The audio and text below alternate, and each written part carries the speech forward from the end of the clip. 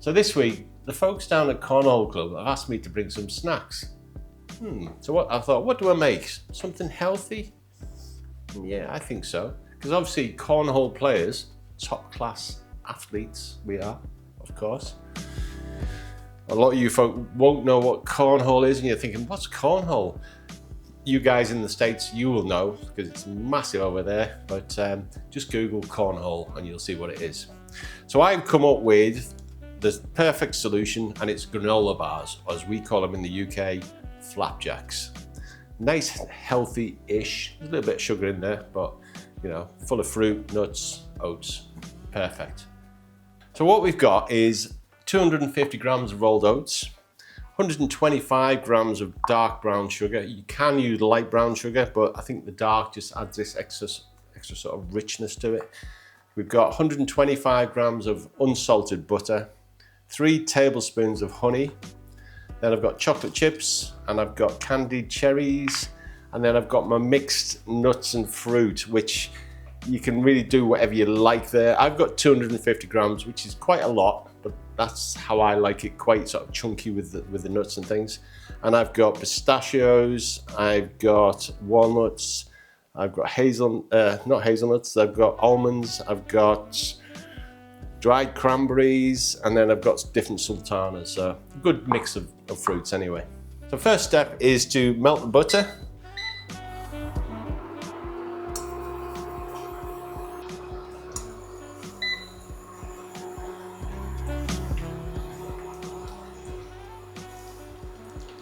So once that's melted, we'll just add the sugar and the honey.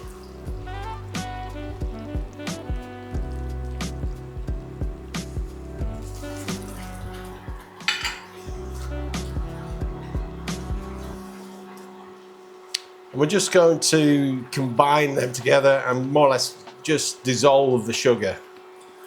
That's perfect, so we can now just turn the heat off.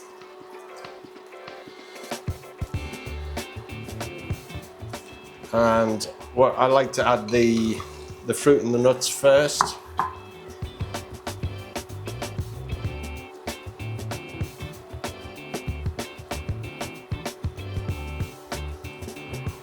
Cherries. Leaving the cherries fairly chunky, then like halves. You could chop them finer if you want, but I think it's quite nice just to get that bite of a larger piece of cherry.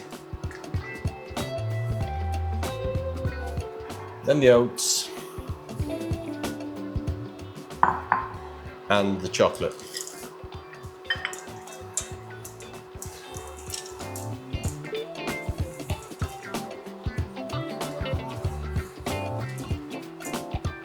And all we're trying to do now is just to make sure all of the oats have got a nice coating, so there's no dry spots.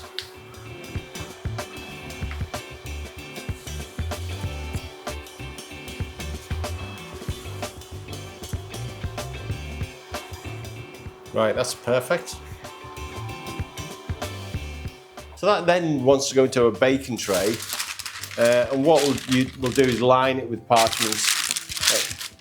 You could cut all your corners of your parchment and get it all fitted neatly, but to be honest, once you pour this in, it's going nowhere. It'll just take the shape. So,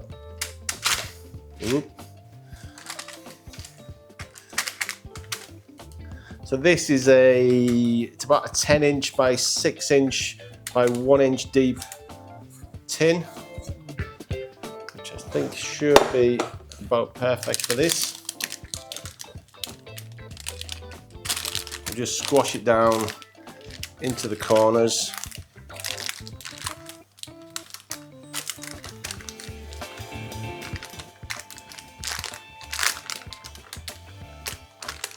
And I'm really trying to compress it down, otherwise you'll find that when they're cooked and they're cooled, they'll just fall apart too easy. So they'll hold together nicely if you just really sort of press it down. So that's fine. That then goes in an oven, 180 degrees C for about 20 minutes. And if it starts to get too dark on the top, it's starting to get little burnt edges, just cover it with tin foil, and then that will stop the sort of burning. But 20 minutes should be perfect for that. So that's had 20 minutes. I did cover it for the last 5 minutes with foil just because it got to the right colour. What I didn't want to do was burn the sultanas on the top, because they burn, they go really sort of bitter. So if you can just catch it at the right time. So next we want to just get this onto a cooling rack. So very carefully, it's still going to be really soft. You just lift the paper out. And then we just leave it on the paper to cool. So 20 minutes, half an hour. What you could do at this stage, and I think a lot of people do, you could take like a spatula or something and you could actually mark the lines where you're going to cut it. But to me, it always gives you a bit of a scruffy edge. So I prefer just to use a sharp knife after and just cut it. So that's nice and cool. So we just need to slice it. So the cooler it is, it's going to actually slice cleaner, because if it's still warm, it's still going to want to fall apart really. So we'll cut. I'm using like a 12-inch serrated slicer. These are a handy knife for meats, breads, anything really. They're really, really useful.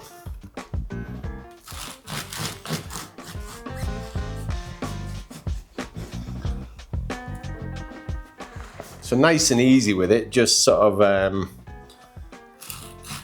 make sure you actually use like a sawing action, so then you don't squash it and it falls apart.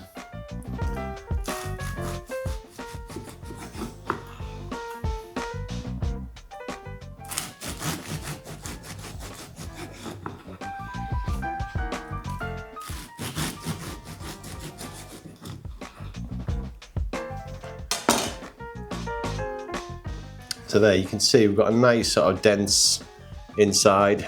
It's going to be really tasty, that. So there's one last thing to do.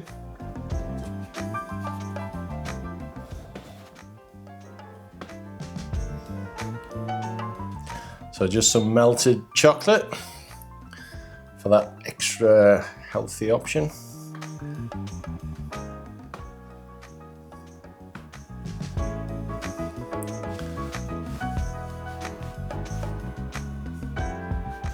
I'm sure the lads at Cornhole are going to appreciate this.